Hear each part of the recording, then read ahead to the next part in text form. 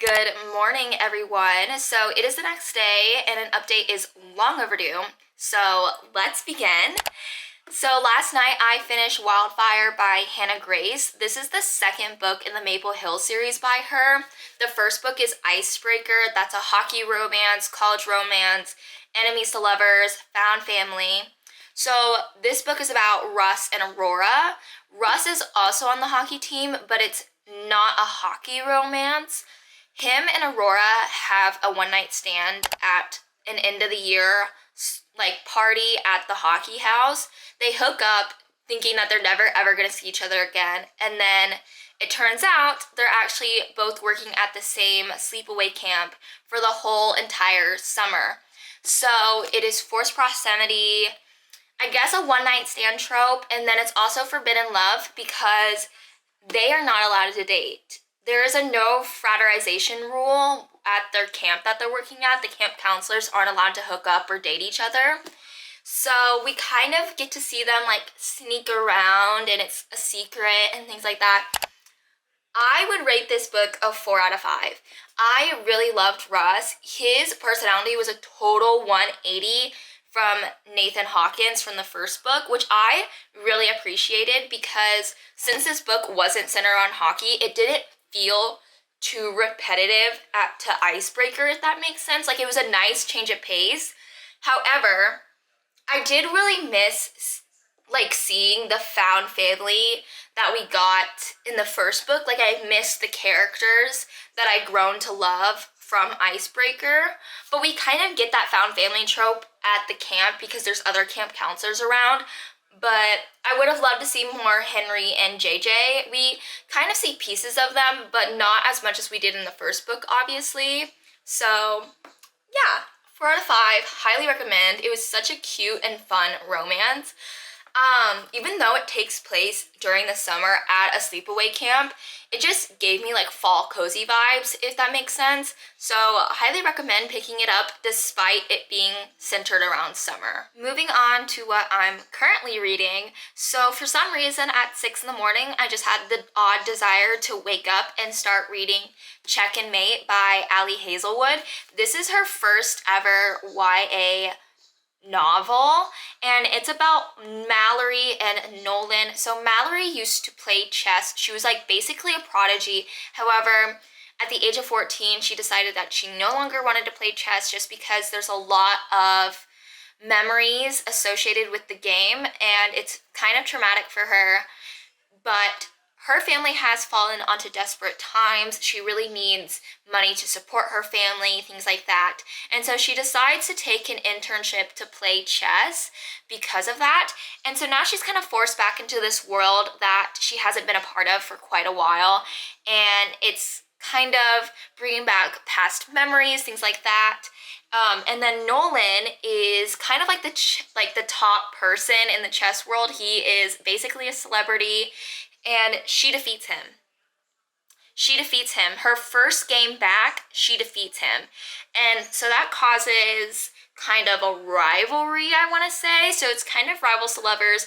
I feel like there's a lot of coming of age. And then, of course, it's a romance and it's about chess. So those are kind of the 4 pinnacles that I've really heard about this book. I'm currently 30% in, and here are my thoughts so far. I am like devouring this book. I really, really love it. Normally, I do not pick up YA romances just because they aren't my thing. They never read well for me. So I kind of went into this book with low expectations. I've heard really good things. Like Rachel Catherine, the Australian queen of booktube, she got an arc and she like loved this book. So that really motivated me or encouraged me to pick up my own copy, and I'm so glad I did. Let me tell you, I personally don't care about chess. My brother and my dad both play chess. Like, it's like their thing. I never learned how to play. I'm a checkers girly. But this book is so good. For some reason, it's made chess interesting to me, which I'm not surprised because if you like the show Queen's Gambit on Netflix, you'll probably like this book as well because I don't think Mallory and the main girl from Queen's Gambit remind me of each other, but the whole like chess is like their whole world, or it's like was their whole world, really correlates between the two. I also really love that it doesn't feel like YA. Mallory feels very grown up. The dialogue doesn't feel childish or any way. Like they literally talk about hooking up, so it's definitely on an older spectrum of YA, like probably 16 plus, but yeah, honestly, if I'm gonna predict, I'm thinking this is gonna be like a 4 or 4.5, maybe even a 5-star because I'm just like devouring it. I'm eating it up.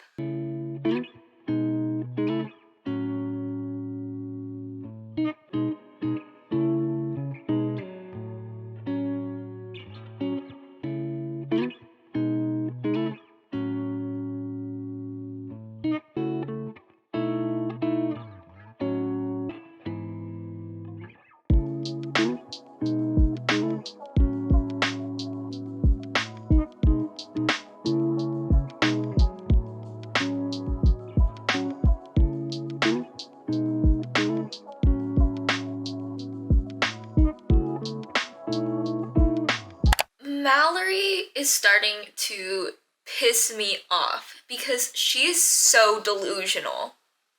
So delusional. I'm not gonna go into more detail, but I could go into heavy detail. I love him so much.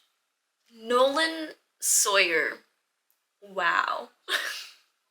Just wow. Not gonna give any spoilers, obviously, but for those who have read Checkmate or who haven't yet, but it's on their TBR, page 225 just gave me like a visceral, emotional reaction. I was literally giggling, kicking my feet. So, this book does not feel YA.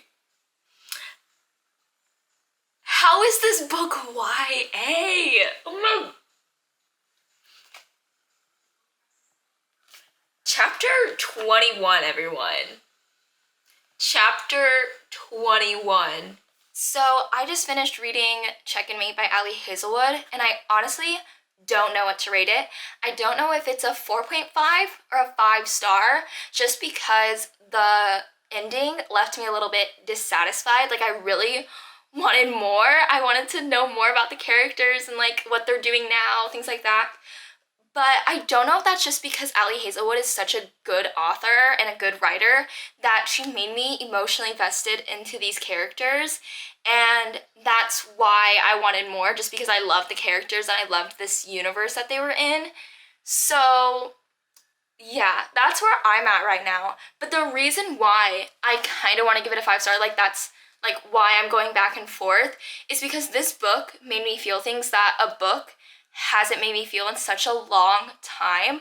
A big struggle for me right now personally as a reader is that it's hard to find time to read, or that I feel kind of unmotivated to read despite me liking the book.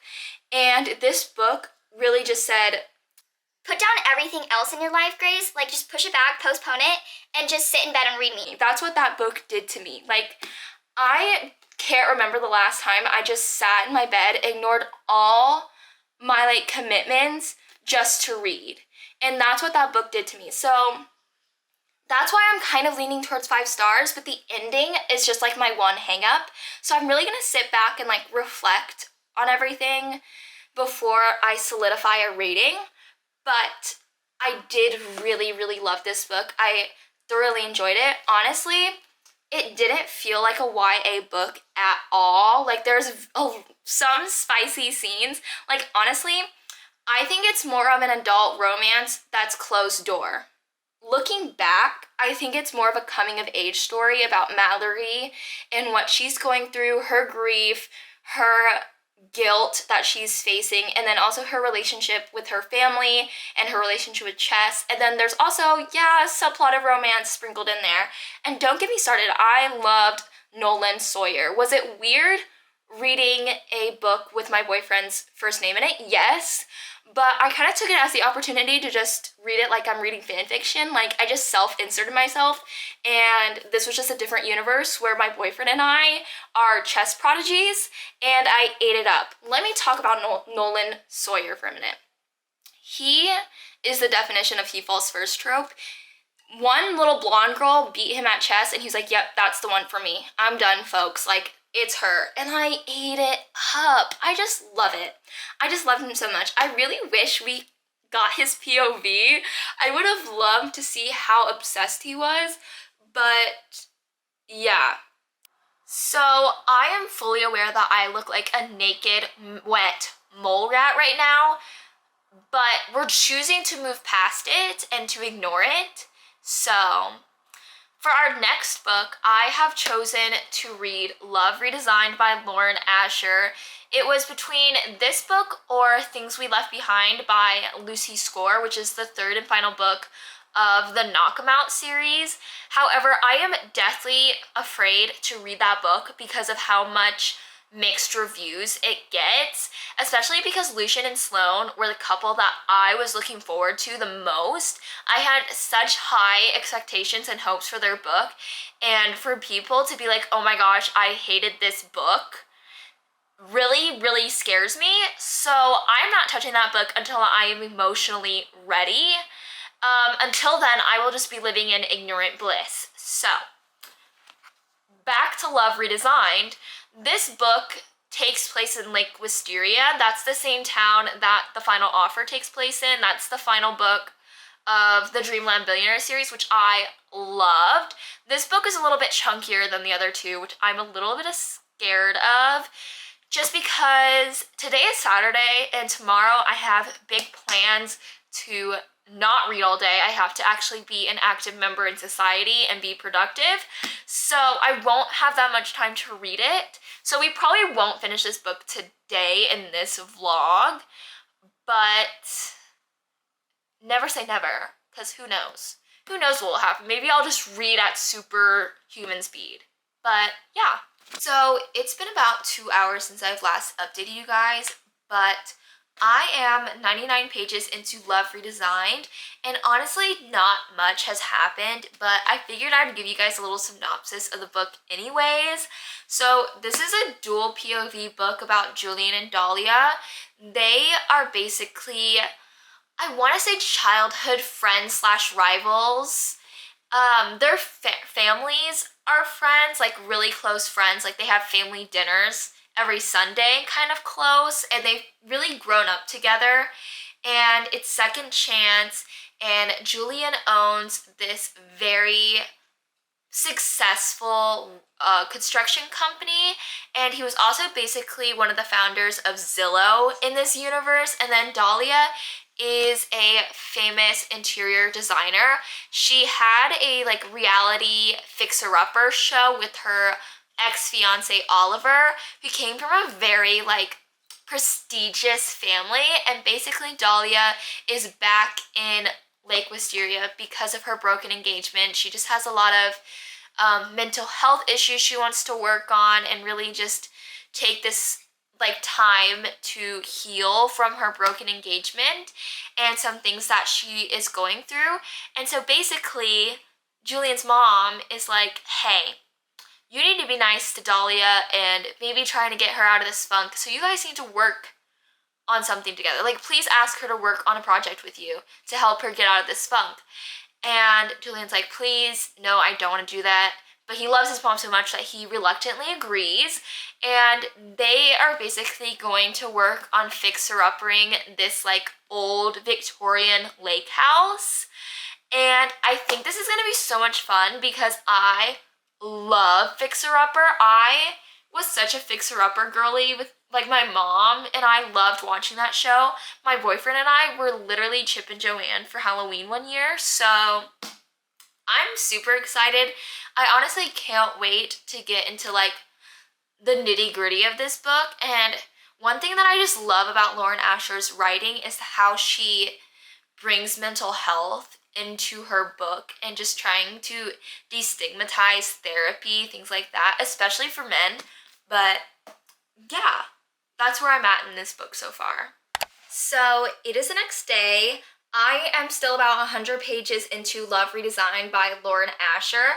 I actually just got home from class and I'm about to just sit for 2 hours and read this book because right now in the book, we are just laying down the foundation. We are not in the nitty-gritty heart of the story, and that's what I am ready for. I'm ready to actually have some action, some drama, if you will. Not me audibly screaming when they mentioned Declan Kane's name and how he wanted to buy the same house as them.